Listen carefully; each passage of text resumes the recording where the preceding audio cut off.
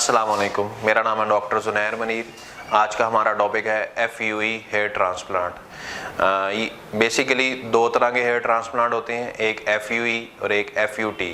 FUE में होता है कि हम जड़ समेत बाल लेते हैं अलग-अलग करके, डोनर साइड्स यानी बैक ऑफ द स्कैल्प हम बाल लेते हैं और इसको फ्रंट पे लगाते हैं। FUT को हम स्ट्रिप सर्जरी कहते हैं। इसमें हम बैक ऑफ द हेड एक स्ट्रिप लेते हैं, उसको माइक्रोस्कोप के नीचे फॉलिकल्स बनाते हैं, फिर उसको हेड सर के सामने फ्रंटली रेसिपिएंट एरिया पे हम ट्रांसप्लांट करते हैं।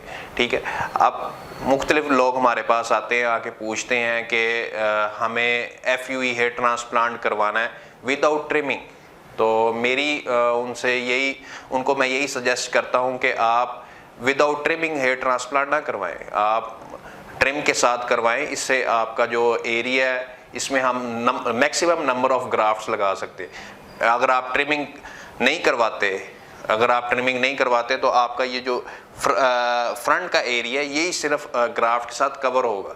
जो बाकी जो आपका अगर एरिया बैक तक है, अगर उसमें बाल है, डिफ्यूज बाल्डनेस है, यानी आपको रिक्वायर है कि आपकी वो इस एरिया की फिलिंग की जाए, तो आप अगर हमने ट्रिमिंग नहीं की तो हम उसको फिल नहीं कर पाएंगे। तो अक्सर आगे पेशेंट कहते हैं कि हमने ये फोरहेड पे इतना सा एरिया करवाना है, तो आप हमें सजेस्ट करें कि आप विदाउट ट्रिमिंग हमारा हेयर ट्रांसप्लांट कर दें। तो हम ये कोई हेयर ट्रांसप्लांट को मजाक ना लें।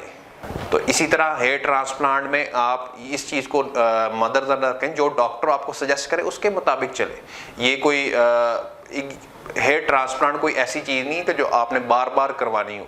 इसमें आपका मखसूस सा डोनर एरिया होता है, तो एक ये हेयर ट्रांसप्लांट होता है, उसकी नीड के मुताबिक चलना चाहिए। जब आप ट्रिम करवाते हैं, अपना पूरा हेड ट्रिम करवाते हैं, तो उसके लिए हमारा रेसिपिएंट एरिया, उसमें नंबर ऑफ ग्राफ्ट्स निकालने का भी एरिया बढ़ जाता है।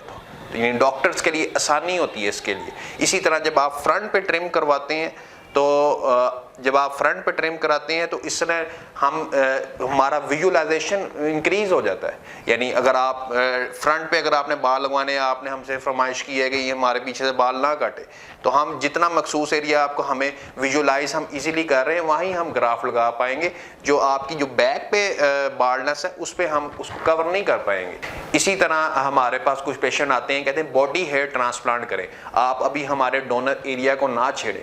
तो मैं उनको यही कहना चाहूँगा कि जो अगर हम बेयर्ड से हेयर लेते हैं तो उनका जो वॉल्यूम है, उनकी डेंसिटी है, वो जब आप स्केल पे लगाएंगे वो उतनी नहीं बन सकती। तो इसलिए इन चीज़ों को आप डॉक्टर पे इन चीज़ों पर छोड़ दिया करें, अपनी सजेशन ना दिया करें। डॉक्टर जो क्वालिफाइड डॉक्टर है, प्रोफेशनल डॉक्टर है, जो हेयर ट्रांसप्लांट कर रहे हैं, उनकी बातों को फॉलो किया करें। इसके अलावा बेस्ट जो रिजल्ट्स हैं वो आपकी जो स्कैल्प के हेयर रेसिपिएंट एरिया से जो हम बाल लेते हैं उसके ही आते हैं। यानी अगर आप बॉडी हेयर से बाल लेंगे, फॉर एग्जाम्पल चेस्ट से लेंगे, बैक ऑफ चेस्ट से लेंगे या बेड से लेंगे, उनमें ग्रोथ रेट बहुत कम है, 20 to 30% ग्रोथ रेट है। यानी चेस्ट के बाल लेंगे उसमें 10% तक ग्रोथ रेट है। जो आपने स्कैल्प से बाल लिए, बैक ऑफ दी हेड से लिए, उनमें 100% ग्रोथ रेट है। अगर आपने प्रॉपर तरीके से उनकी एक्सट्रैक्शन की है, उनको बाल निकाला है, तो उनमें 100% आपको रिजल्ट्स मिलेंगे। इसके अलावा पेशेंट हमारे पास आते हैं, हमें पूछते हैं कि आप किस मेथड से FUE करते हैं, DHI मेथड के साथ करते हैं या सिंपल FUE के साथ करते हैं। तो मैं उनको यही कहता हूँ कि DHI कोई ऐसी चीज़ नहीं है जो ये क्वैक्स वगैरह ये टेक्नीशियन होते हैं जो पेशेंट को नई नई चीज़ें बताने की कोशिश करते हैं। उनके पास नॉलेज तो इतना होता नहीं है, तो वो कहते हैं कि पेशेंट्स को हम कोई ऐसी नई चीज़ बताएं कि वो हमारी तरफ अट्रैक्ट हो। DHI में सिर्फ एक इम्प्लांटर होता है, उससे आपने जो एक्सट्रैक्ट किए होते हैं बाल, वो आपने डायरेक्ट स्कैल्प पे लगाने होते हैं। ठीक है, जो दूसरा कन्वेंशनल FUE है, उसमें आपने साइट्स बनानी होती हैं रेसिपिएंट एरिया पे, फिर उसके अंदर फोर्सेप्स से बाल आपने डालने होते। तो मेरा जो एक्सपीरियंस है उसके मुताबिक जो कन्वेंशनल मेथड है जिसमें हम स्लिट्स बनाते हैं, उससे ज़्यादा डेंसिटी आती है। तो ये DHI मेथड लोग आप कहते हैं किस मेथड से कर रहे हैं, तो हम इसको इतना नहीं समझते कि DHI मेथड कोई बहुत नई टेक्नोलॉजी है कि लोग इसे कहें कि हमारा DHI मेथड के साथ करें।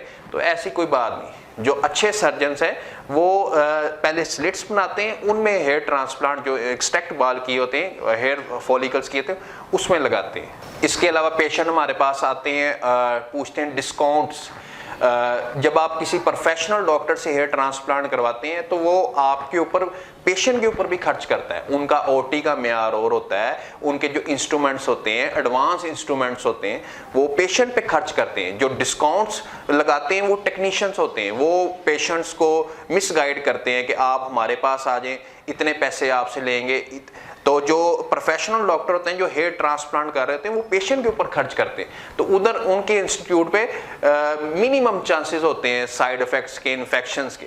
इसके मुकाबले में जो क्वैक्स हैं वो कम से कम रेट्स देते हैं और पेशेंट को कॉम्प्लिकेशन भी फिर साथ होती है। इसी तरह जो साजिद हसन का एक केस जो वेल नोन है, हर पेशेंट आके बात करता है कि उस एक्टर को इन्फेक्शन क्यों हुई, तो इसी वजह से फिर उसने अपने इंटरव्यू में कहा कि आपको किसी प्रोफेशनल डॉक्टर के साथ आपको करवाना चाहिए। इसीलिए हम आपको गाइड करते हैं कि आप जब भी choice of doctor is very important, कि आपने जब सर्च करनी है कि कौन सा आपके एरिया में अच्छा डॉक्टर जो हेयर ट्रांसप्लांट कर रहा हो उसके पास आप जाएं, ये क्वैक्स वगैरह के चक्कर में ना पड़े।